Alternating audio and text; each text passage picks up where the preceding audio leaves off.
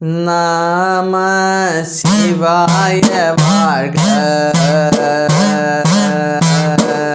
நாதந்தே பாதம் வாழ்க.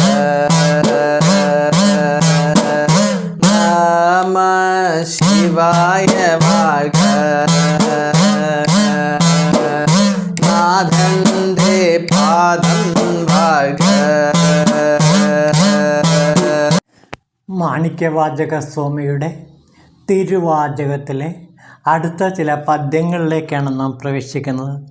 ഈ കണ്ട ദൃശ്യങ്ങളൊക്കെയും താൻ ഒരാളാണെന്ന് ഘോഷിച്ചിടുന്ന മട്ടിൽ വാൻവിട്ടിറങ്ങി വന്ന് ചന്ദ്രദീപമാം ദേശത്തമർന്നിങ്ങതിൻ പാലഭൂവിൽ ആഗമമാം തിരുമന്ത്രം വെളിപ്പെട്ടിരുന്ന മഹേന്ദ്രശൈലത്തിൽ ഈശൻ ബന്ധമാം കുറ്റം അകറ്റി ആനന്ദഗംഗയെ എന്മേലൊഴുക്കിക്കൊണ്ടും കർമ്മജ്ഞാനവും മായയും മാറ്റുവാൻ മൂവിതൾ ശൂലത്തെ കയ്യിലേന്തി പ്രേമസ്വരൂപിയായെത്തിയ നാഥൻ എൻ തലയിൽ പ്രേമമാം മാല ചൂടി നാൻമുഖൻ വിഷ്ണുവും തേടിയും കാണുവാനാകാത്തവരെൻ്റെ നാഥൻ അല്പനാമെന്നെ അനുഗ്രഹിച്ചിടുന്നു. അപ്പോൾ നാഥൻ എന്നെ അനുഗ്രഹിച്ച ആ മഹനീയ നിമിഷത്തെ വീണ്ടും വീണ്ടും മാണിക്യവാചകർ ഓർക്കുകയാണ്. നോക്കൂ, ഈ കണ്ട ദൃശ്യങ്ങളൊക്കെയും താൻ ഒരാളാണെന്ന് ഘോഷിച്ചിടുന്ന മട്ടിൽ ഈ കാണുന്ന ദൃശ്യങ്ങളെല്ലാം ഈ പ്രപഞ്ചത്തിലെ സകല ചരാചരങ്ങളും ഞാനാണ്, ശിവനാണ് എന്ന് ഘോഷിക്കുന്ന മട്ടിൽ ഇരിക്കുന്ന ഭഗവാൻ. അപ്പോൾ ഭഗവാന്റെ യഥാർത്ഥ രൂപം പറയുകയാണ്. ഈ പ്രപഞ്ചമാകെ നിറഞ്ഞു നിൽക്കുന്ന ഏകൻ. ആ ഏകൻ അനേകനായി കാണപ്പെടുന്നു. ഈ പ്രപഞ്ചത്തിലെ സ്ഥാവര ജംഗമ വസ്തുക്കളെല്ലാം, ജീവജാലങ്ങളെല്ലാം, ചരാചരങ്ങളെല്ലാം ഭഗവാൻ ശിവൻ തന്നെയാണ്. ഇതിലും ഇന്തിലും എപ്പോഴും പ്രകാശിച്ച് നിൽക്കുന്നത് ഭഗവാന്റെ ജ്യോതിസാണ്. ഭഗവാന്റെ ജ്യോതിസല്ലാതെ മറ്റൊന്നും ഈ പ്രപഞ്ചങ്ങളിലേ ഇല്ല. 14 ലോകങ്ങളിലും എന്തൊക്കെ നാം കാണുന്നുവോ, എന്തൊക്കെ നാം അനുഭവിക്കുന്നുവോ, എന്തൊക്കെ ദൃശ്യങ്ങളാണോ ഉള്ളത്, അതെല്ലാം തന്നെ ഭഗവത് സ്വരൂപമാണ്. ഭഗവത് സ്വരൂപത്തിനപ്പുറത്ത് മറ്റൊന്നുമില്ല. എല്ലാം ശിവമയം. അങ്ങനെയുള്ള ശിവഭഗവാൻ വാൻവിട്ടിറങ്ങി വന്ന് ചന്ദ്രദീപമാം ദേശത്ത് അമർന്നതിൻ പാലഭൂവിൽ, എൻ്റെ പാലഭൂവിൽ, എൻ്റെ പാലനിലത്ത് ഭഗവാൻ വന്നു. ആ യോഗ രഹസ്യമാണ് ഇവിടെ പറയുന്നത്. അതായത് തിണൈ സങ്കല്പം സംഘകാലത്തുണ്ടായതാണ്. മുല്ലൈ, പാലൈ തുടങ്ങിയ നിലങ്ങൾ, ആ നിലങ്ങൾ തിണകൾ, ആ തിണകളിലെ പാലനിലമാണ് എൻ്റെ ഭ്രൂമധ്യം. എൻ്റെ നെറ്റിത്തടം പാലനിലമാണ്. പാലനിലത്തിൻ്റെ പ്രത്യേകത എന്ന് വെച്ചാൽ അത് ഊഷരഭൂമിയാണ്, മരുഭൂമിയാണ്. ഒന്നും അവിടെ വിളയില്ല.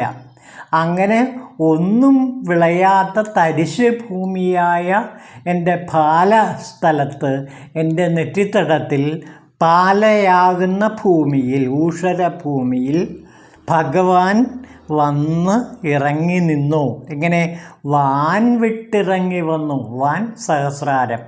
ഇവിടെ വാനം എന്ന് പറയുന്നത്, ആകാശം എന്ന് പറയുന്നത് സഹസ്രാരത്തെ സൂചിപ്പിക്കുന്നു. അപ്പോൾ സഹസ്രാരത്തിൽ നിന്ന് ശിവൻ എൻ്റെ നെറ്റിത്തടത്തിലേക്ക് ഇറങ്ങി വന്നു. ഏത്? ചന്ദ്രദീപമാം ദേശത്ത്, ചന്ദ്രദീപത്തിലേക്കാണ് ഇറങ്ങി വന്നത്. അപ്പോൾ ഉച്ചിയിലുള്ള സഹസ്രാരത്തിൽ നിന്ന് ഭഗവാൻ ചന്ദ്രമണ്ഡലത്തിലേക്ക് എത്തിച്ചേർന്നു. ചന്ദ്രമണ്ഡലം എന്ന് പറയുന്നത് ശിരസിലെ ഏറ്റവും പ്രധാനപ്പെട്ട ആ നെറ്റിത്തടവും അതുപോലെ ഭ്രൂമധ്യം അതിന്മേലുള്ള ഭാഗങ്ങളുമാണ്. അവിടെ പാലനിലമായിരുന്നു, ഊഷരഭൂമിയായിരുന്നു. അവിടേക്ക് ഭഗവാൻ വന്ന് അതിനെ ഫലഭൂയിഷ്ടമാക്കി. അതായത് എൻ്റെ ഭ്രൂമധ്യത്തിൽ ഭഗവാൻ വന്ന് ഇരുന്നു. ആ ഭ്രൂമധ്യത്തിൽ ഭഗവാന്റെ ദിവ്യ തേജസ് എനിക്ക് കാണാൻ കഴിഞ്ഞു. അപ്പോൾ ഇവിടെ മാണിക്യവാചകർ പറയുകയാണ്, തൻ്റെ സഹസ്രാരത്തിൽ നിന്ന് ചന്ദ്രമണ്ഡലത്തിലേക്ക് ഇറങ്ങി വന്ന് അവിടെ എൻ്റെ ഭ്രൂമധ്യത്തെ ഫലഭൂയിഷ്ടമാക്കി മാറ്റി അവിടെ ശിവപ്രകാശം നിറച്ചു. അപ്പോൾ എൻ്റെ ശിരസിൽ ശിവപ്രകാശം നിറച്ച അല്ലയോ ഭഗവാൻ എന്നാണ് പറയുന്നത്. അപ്പോൾ ഇവിടെ യോഗരഹസ്യമാണ് വെളിപ്പെടുത്തുന്നത്. നമുക്ക് അതിൻ്റെ ആന്തരികാർത്ഥത്തെപ്പറ്റി നോക്കാം. അന്തമറ്റ പ്രകാശസ്വരൂപനും അതിസൂക്ഷ്മമായ ഓങ്കാരസ്വരൂപനുമായ എൻ്റെ നാഥൻ ബ്രഹ്മരന്ധ്രത്തിൽ നിന്നും ഇറങ്ങി താഴെ ചന്ദ്രദീപമെന്ന മതിമണ്ഡലത്തിൽ കലാവല്ലഭനായ ആചാര്യനായി വാണിരുന്നതിൻ്റെ ഫലമായി അവിടെ നിന്നും നുരനുരയായുണ്ടായ അമൃതപ്രവാഹമേറ്റി മുമ്പ് ഊഷരഭൂമിയായ പാലഭൂമിയായിരുന്ന എൻ്റെ ഭ്രൂമധ്യം ഇപ്പോൾ നിറയെ ഫലഭൂയിഷ്ടമായ വളഭൂമിയായി മാറിയിരിക്കുന്നു. അങ്ങനെ കുണ്ടലിനി സുഷുമ്നാ നാഡിയിലൂടെ ഉച്ചിദോരത്തിൽ കൂടി ഉണ്ടാകുന്ന പരവിളി ബ്രഹ്മദർശനം. ആ ബ്രഹ്മദർശനം സഹസ്രാരപത്മത്തിൽ നിന്ന് താട്ടി ഊറുന്ന നിത്യാനന്ദ അമൃതധാര എനിക്ക് അനുഭവിക്കാൻ കഴിഞ്ഞു. അപ്പോൾ ചന്ദ്രമണ്ഡലത്തിൽ നിന്ന് ഊറുന്ന ആ അമൃതധാര എൻ്റെ ശരീരമാകെ പടരുകയും എന്നെ ദിവ്യാനുഭവത്തിലേക്ക് നയിക്കുകയും ചെയ്തു എന്നാണ് പറയുന്നത്. അപ്പോൾ യോഗസിദ്ധിയുടെ പരമകാഷ്ഠയാണിത്. അമൃതാനന്ദം രസം നുകരാൻ കഴിഞ്ഞു എന്നാണ് പറയുന്നത്. ചന്ദ്രമണ്ഡലത്തിൽ നിന്ന്, ശിരസിലെ ചന്ദ്രമണ്ഡലത്തിൽ നിന്ന് അമൃതാനന്ദരസം പൊഴിഞ്ഞത് എനിക്ക് നുകരാൻ കഴിഞ്ഞു. ആ യോഗരഹസ്യത്തിൻ്റെ തേനൂറുന്ന അമൃതം എനിക്ക് ഭക്ഷിക്കാൻ കഴിഞ്ഞു. അതെങ്ങനെയാണെന്ന് നോക്കൂ. ആഗമമാം തിരുമന്ത്രം വെളിപ്പെട്ടിരുന്ന മഹേന്ദ്രശൈലത്തിൽ ഈശൻ ബന്ധമാം കുറ്റമകറ്റുവോനെന്നെ ആനന്ദഗംഗയിന്മേലൊഴുക്കിക്കൊണ്ട്, ആനന്ദഗംഗയാണ് എന്നിലൊഴുക്കിയത്. ആ ആനന്ദഗംഗ എവിടെ നിന്നാണ് പ്രവഹിക്കുന്നത് നോക്കൂ. മഹേന്ദ്രശൈലത്തിൽ നിന്നാണ്. മഹേന്ദ്രശൈലത്തിൽ വച്ചിട്ടാണ് ഭഗവാൻ ശിവൻ പാർവതീദേവിക്ക് ആഗമങ്ങളെല്ലാം പറഞ്ഞു കൊടുത്തത്. ആ മഹേന്ദ്രശൈലത്തിൻ്റെ ഉച്ചിയിൽ ഭഗവാൻ ശിവൻ തൻ്റെ വാമഭാഗമായ പാർവതീദേവിക്ക് ആഗമങ്ങളത്രയും പറഞ്ഞു കൊടുത്തു. ആ ആഗമങ്ങളുടെ രത്നചുരുക്കമാണ് തിരുമന്ത്രം. അപ്പോൾ തിരുമന്ത്രം എന്നുള്ളത് ശ്രേഷ്ഠമായ മന്ത്രം എന്നതോടൊപ്പം തന്നെ മാണിക്യവാചകസ്വാമിയെ ആകർഷിച്ച തിരുമന്ത്രം എന്ന കൃതിയെയും ഇവിടെ ധ്വനിപ്പിക്കുന്നുണ്ട്. തിരുമന്ത്രം എന്ന ആ മഹാവേദ രഹസ്യം നാം കണ്ടതാണ്. തിരുമന്ത്രത്തെക്കുറിച്ച് നാം പഠിച്ചതാണ്. 9 ആഗമങ്ങളുടെ സാരസംഗ്രഹമാണ് തിരുമൂലദേവൻ വിരചിച്ച തിരുമന്ത്രം. ആ തിരുമന്ത്രം 3000 വർഷങ്ങൾ കൊണ്ടാണ് അത്രേ എഴുതിയത്. ഓരോ പാടലും ഓരോ വർഷത്തിൻ്റെ നിതാന്ത തപസ്സിൻ്റെ അന്ത്യത്തിലാണ് അത്രേ തിരുമൂലദേവൻ കുറിച്ചിട്ടത്. അങ്ങനെ 3000 വർഷം കൊണ്ടാണ് തിരുമന്ത്രം പൂർത്തിയാക്കിയത് എന്നാണ് പറയപ്പെടുന്നത്. അങ്ങനെയുള്ള തിരുമന്ത്രം അത് കണ്ടെടുത്തതാകട്ടെ തേവാരം കവിയായ സംബന്ധരാണ്. തിരുജ്ഞാന സംബന്ധർ അങ്ങനെ പൂജ ചെയ്തുകൊണ്ടിരിക്കുമ്പോൾ, ശിവപൂജ ചെയ്തുകൊണ്ടിരിക്കുമ്പോൾ അവിടെ നിന്ന് ശിവമണം അനുഭവപ്പെടുകയും ആ ശിവമണത്തിൻ്റെ ഉറവിടം തേടി ചെന്നപ്പോൾ ഒരു പേടകത്തിനുള്ളിൽ തിരുമന്ത്രം കാണപ്പെടുകയും ചെയ്തു. അങ്ങനെ തിരുஞான സംബന്ധരാൽ കണ്ടെടുക്കപ്പെട്ട ആ തമിഴ് തിരുമണം തൂകുന്ന ആ 9 ആഗമങ്ങളുടെ സംഗ്രഹമായ തിരുമന്ത്രം പിന്നീട് തമിഴകത്തെ ആകെ സ്വാധീനിച്ച കൃതിയാണ്. മാണിക്യവാചകരെയും തിരുമന്ത്രം വളരെയേറെ സ്വാധീനിച്ചിട്ടുണ്ട്. അങ്ങനെ തിരുമന്ത്ര സ്വാധീനത്തെക്കുറിച്ച് കൂടി ഇവിടെ പറയുന്നുണ്ട്. മഹേന്ദ്ര ശൈലത്തിൽ നിന്ന് പ്രവഹിച്ച ആ തിരുമന്ത്രം, ആഗമങ്ങളാകുന്ന തിരുമന്ത്രം ഇതാ എന്നിൽ എന്ത് പൊഴിക്കുന്നു? കുറ്റമറ്റ ആനന്ദഗംഗയെ എന്മേലൊഴുക്കിയിടുന്നു. ആനന്ദമാകുന്ന, പരമാനന്ദമാകുന്ന, ശിവാനന്ദ ലഹരിയാകുന്ന ആ അമൃതം എന്നിലേക്ക് പ്രവഹിച്ചു വരുന്നു. അപ്പോൾ ഇവിടെ ഓർക്കുക, യോഗരഹസ്യത്തിൻ്റെ നിഗൂഢമായൊരു തലം, അതായത് ഉച്ചിയിൽ സഹസ്രാരപത്മത്തിലെ ശിവ തേജസ് മതിമണ്ഡലത്തിലേക്ക്, ചന്ദ്രമണ്ഡലത്തിലേക്ക് വരികയും അങ്ങനെ ഭ്രൂമധ്യത്തെ ആ ശിരസിലെ മറ്റു ഭാഗങ്ങളെയെല്ലാം അമൃതധാരയിൽ മുക്കി ആനന്ദ നിർവൃതിയിലേക്ക് നയിക്കുകയും ചെയ്യുമ്പോൾ അദ്ദേഹത്തിൻ്റെ ഉള്ളിൻ്റെ ഉള്ളിൽ അമൃതാകുന്ന തിരുമന്ത്രം, ആഗമസാരമായ തിരുമന്ത്രം ഒഴുകി വരുന്നു. അതായത് എല്ലാ ആഗമങ്ങളുടെയും സംഗ്രഹമാണ് തിരുവാചകമെന്നോർക്കുക. എപ്രകാരമാണോ 9 ആഗമങ്ങളെ തിരുമന്ത്രത്തിൽ സംഗ്രഹിച്ചിട്ടുള്ളത്, അതേപോലെ തന്നെ തിരുമൂലദേവൻ സംഗ്രഹിച്ചിട്ടുള്ള അതേ ആഗമ രഹസ്യം തന്നെയാണ് ഈ തിരുവാചകത്തിലും മാണിക്യവാചകർ വെളിപ്പെടുത്തുന്നത്. അപ്പോൾ തിരുമന്ത്രത്തിലെ അതേ ആഗമ രഹസ്യം തന്നെയാണ് തിരുവാചകത്തിലും നാം കാണുന്നത്. അതായത് നേരത്തെ പറഞ്ഞ കണ്ടില്ലേ, ഈ കണ്ട ദൃശ്യങ്ങളൊക്കെയും താൻ ഒരാളാണെന്ന് ഘോഷിച്ചിടുന്നു. ഈ കാണായതെല്ലാം ശിവനാണ്, ഞാനാണ് എന്ന ആ പരമമായ ആഗമ രഹസ്യം ഇവിടെ നാം മനസ്സിലാക്കുന്നു. ഈ പ്രപഞ്ചങ്ങളിൽ കാണുന്ന എല്ലാ ദൃശ്യങ്ങളും, എല്ലാ ചരാചരങ്ങളും, എല്ലാ ജീവജാലങ്ങളും ഞാൻ തന്നെയാണ്, ശിവൻ തന്നെയാണ് എന്ന് ഉള്ള ആഗമ രഹസ്യം, വേദരഹസ്യം ഇവിടെ വെളിപ്പെട്ട് കിട്ടുന്നു. അതോടെ അദ്ദേഹത്തിൽ ആനന്ദഗംഗ പ്രവഹിക്കാൻ തുടങ്ങി. ആനന്ദഗംഗ പ്രവഹിച്ചതോടുകൂടി അദ്ദേഹത്തിലുള്ള, അതായത് മാണിക്യവാചക സ്വാമിയിലുള്ള കർമ്മം, അജ്ഞാനം, മായ, ഈ 3 മലങ്ങളും, ആണവം, കർമ്മം, മായ, ഈ 3 മലങ്ങളും പൂർണ്ണമായി ഇല്ലാതായി. അങ്ങനെ ഇല്ലാതാക്കിയത് ആരാണ്? മൂവിതൾ ശൂലം കൊണ്ട് ആണ് ഇല്ലാതാക്കിയത്. മൂവിതൾ ശൂലം, അതായത് ശിവൻ്റെ കയ്യിലുള്ള ആ ശൂലം, ആ ശൂലം കൊണ്ടാണ് എൻ്റെ ശരീരത്തെ ഒഴിഞ്ഞ് ആ ശരീരത്തിലെ 3 മലങ്ങളെയും, കർമ്മം, അജ്ഞാനം, മായ എന്നീ 3 മലങ്ങളെയും ഇല്ലാതാക്കിയ. അപ്പോൾ ശൂലത്തിലെ 3 മുനമ്പുകൾ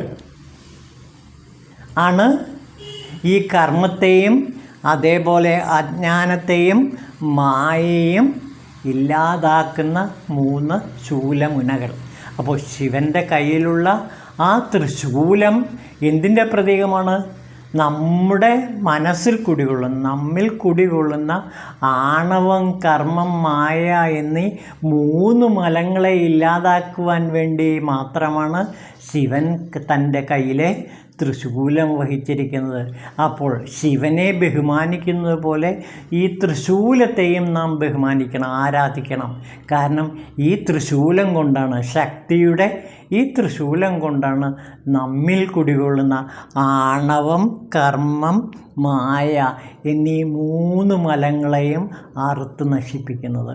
വളരെ പ്രധാനപ്പെട്ട ഒരു കാര്യമാണ് ഇവിടെ മാണിക്യവാചകർ പറയുന്നത്. അതായത് ആഗമങ്ങളിലെ ശൈവ സിദ്ധാന്തത്തിൻ്റെ കാതലായ ഒരു ഭാഗമാണ്. ആണവം, കർമ്മം, മായ എന്നീ 3 മലങ്ങളാൽ ബന്ധിക്കപ്പെട്ടതുകൊണ്ടാണ് നാം ശിവനിൽ നിന്ന് വേർപെട്ട് നിൽക്കുന്നത്, ജീവാത്മാവായി മാറുന്നത്. ഈ ജീവാത്മാവിനെ, പശുവിനെ പതിയാക്കുന്ന ഏറ്റവും പ്രധാനപ്പെട്ട ഘടകം തൃശൂലമാണ്. ശിവൻ്റെ കയ്യിലെ തൃശൂലമാണ്. ആ തൃശൂലം കൊണ്ട് 3 മലങ്ങളെയും ഭഗവാൻ ഇല്ലാതാക്കി. അപ്പോൾ മാണിക്യവാചകർ പറയുക, എന്നിൽ കുടികൊള്ളുന്ന ആ കർമ്മമലത്തെയും അജ്ഞാനമലത്തെയും മായാമലത്തെയും ഭഗവാന്റെ തൃശൂലം നിഗ്രഹിച്ച് ഇല്ലാതാക്കി എനിക്ക് പരമാനന്ദ ശിവാനന്ദ ലഹരി ആകുന്ന അമൃതം എനിക്ക് നുകരാൻ അവസരമൊരുക്കി തന്നു. ഇന്ന് ഞാൻ പരമനിർവൃതി പൂണ്ടവനാണ്. അതാണ് ഇവിടെ മാണിക്യവാചകർ പറയുന്നത്. ഈ ഭാഗത്തിലൂടെ നാം കടന്നു പോകുമ്പോൾ നമുക്കും ഇതുതന്നെയാണ് അനുഭവപ്പെടുന്നത്. പരമാനന്ദ നിർവൃതി. ആരാണോ ഈ ഭാഗങ്ങൾ കേൾക്കുന്നത്, ശ്രദ്ധിക്കുന്നത്, അവരിൽ ശിവൻ്റെ ശൂലം പ്രവർത്തിക്കുന്നു. ശിവൻ്റെ തൃശൂലം പ്രവർത്തിച്ച് കേൾക്കുന്ന ഓരോരുത്തരുടെ മനസ്സിൽ നിന്നും ആണവമലത്തെയും കർമ്മമലത്തെയും മായാമലത്തെയും പൂർണ്ണമായി ഇല്ലാതാക്കുന്നു. മാത്രമല്ല, മതിമണ്ഡലത്തിൽ നിന്ന് ശിവാനന്ദരസമാകുന്ന അമൃതം ഒഴുകി വരികയും ചെയ്യുന്നു. അതായത് ഈ ഭാഗങ്ങൾ ആരാണോ ശ്രദ്ധയോടെ കേൾക്കുന്നത്, അല്ലെങ്കിൽ തീവ്രമായ ശിവാനുഭൂതിയിലൂടെ ആരാണോ ഈ തിരുവാചകത്തിലെ ഈ ഭാഗങ്ങളിലൂടെ കടന്നു പോകുന്നത്, അവരുടെ 3 മലങ്ങളും ഭഗവാൻ നശിപ്പിച്ചിരിക്കും. ഉറപ്പാണത്. അങ്ങനെ 3 മലങ്ങളെയും ഇല്ലാതാക്കുന്ന മഹനീയമായ ശിവമൊഴി നമുക്കൊന്നുകൂടെ കേൾക്കാം. ആഗമമാം തിരുമന്ത്രം വെളിപ്പെട്ടിരുന്ന മഹേന്ദ്രശൈലത്തിൽ ഈശൻ ബന്ധമാം കുറ്റമകറ്റുവാൻ ആനന്ദഗംഗയന്മേലൊഴുക്കിക്കൊണ്ടും കർമ്മം, അജ്ഞാനം, മായ ഇവയെ മാറ്റുവാൻ മൂവിതൾ ശൂലത്തെ കയ്യിലേന്തി പ്രേമസ്വരൂപിയായെത്തിയ നാഥൻ. കണ്ടോ, ആ പ്രേമസ്വരൂപനായ ശിവൻ്റെ അവസ്ഥ എന്താണ്? പ്രേമസ്വരൂപിയായെത്തിയ നാഥൻ. ഈ നാഥൻ എങ്ങനെയുള്ളവനാണ്? പ്രേമസ്വരൂപിയാണ്. അതാണ് ശിവൻ്റെ ഏറ്റവും വലിയ പ്രത്യേകത. പ്രേമത്തിൻ്റെ മൂർത്തിമത് ഭാവമാണ് ശിവൻ. ആ അഗൈതവമായ പ്രേമം കൊണ്ട്, ആ അഗാധമായ ശിഷ്യപ്രേമം കൊണ്ട് ഇതാ ശിവൻ നമ്മുടെ മുമ്പിൽ പ്രേമാതിരേകത്താൽ വന്ന് നമ്മെ എന്തു ചെയ്യുന്നു? മൗലിയിൽ പ്രേമമാല ചൂടുന്നു. നമ്മുടെ മൗലിയിൽ, നമ്മുടെ ശിരസിൽ പ്രേമമാകുന്ന മാല ചൂടുന്നു. അപ്പോൾ പ്രേമമാകുന്ന മാലയാണ് ഭഗവാൻ നമ്മുടെ ശിരസിൽ അണിയിക്കുന്നത്. ഒന്ന് ആലോചിച്ച് നോക്കൂ. സാക്ഷാൽ ശിവഭഗവാൻ നമ്മുടെ മുമ്പിൽ വന്നിട്ട് തിരുവാചകത്തിലെ ഈ വാചകത്തിലൂടെ കടന്നു പോകുമ്പോൾ നാം അനുഭവിക്കുന്നത് എന്താണ്? മാണിക്യവാചകരുടെ മൗലിയിൽ, ശിരസിൽ പ്രേമമാകുന്ന മാല ഭഗവാൻ ചാർത്തിക്കൊടുത്തു. ഇത് മാണിക്യവാചകരുടെ ശിരസിൽ മാത്രമല്ല, ഇത് ആരാണോ കേൾക്കുന്നത്, ആരാണോ വായിക്കുന്നത്, ആരാണോ മനനം ചെയ്യുന്നത്, ആരാണോ പാടുന്നത്, അവരിലെല്ലാം തന്നെ പ്രേമമാകുന്ന മഹാകുവളമാല ശിവൻ അവരുടെ കഴുത്തിലണിയിക്കുന്നു. അപ്പോൾ പ്രേമത്തിൻ്റെ മഹാസ്വരൂപമായ ശിവൻ, പ്രേമസ്വരൂപിയായ ശിവൻ, പ്രേമ ഉപഹാരമായിട്ട് നമുക്ക് തരുന്ന ആ തിരുമാലയാണ് തിരുവാചകം. അതാണ് നാം ഇപ്പോൾ ശിരസിൽ അണിഞ്ഞിരിക്കുന്നത്. ഇനി നമുക്ക് എന്താണ് വേണ്ടത്? ഇതോടെ ഇത് കേൾക്കുന്നവർ തീർച്ചയായിട്ടും പ്രേമസ്വരൂപിയായ ശിവനായി മാറുന്നു. പിന്നെ അയാളുടെ മനസ്സിൽ കാലുഷ്യം, തിന്മ, ദുഷ്ടത ഇതൊന്നും ഉണ്ടാകില്ല. പരമപവിത്രമായ സ്നേഹം മാത്രം. അഖിലസാരത്തിനും കാതലായ ആ പ്രേമസ്വരൂപനായി ഇത് കേൾക്കുന്നവർ മാറുന്നു. എല്ലാത്തിനെയും സ്വന്തമായി തന്നെ കാണാൻ, ഈ പ്രപഞ്ചമാകെ ശിവമയമായി കാണാൻ ആ സാധകന് കഴിയുന്നു. അപ്പോൾ തിരുവാചകത്തിലെ ഈ ഭാഗം കേൾക്കുന്നതിലൂടെ ഒരാൾ പ്രേമസ്വരൂപനായ ശിവൻ തന്നെയായി മാറുന്ന അത്ഭുതകരമായ കാഴ്ച നാം ഈ വരികളിൽ കാണുന്നു. അപ്പോൾ ഇവിടെ മാണിക്യവാചകർ മാത്രമല്ല, ആ അനുഭൂതിയിലൂടെ കടന്നു പോകുന്ന ഏതൊരു സാധകനും ഇതേപോലെ പ്രേമസ്വരൂപിയായ ശിവനായി മാറുന്ന കാഴ്ചയാണ് നാം ഇവിടെ കാണുന്നത്. ഓം ശിവായ നമഃ.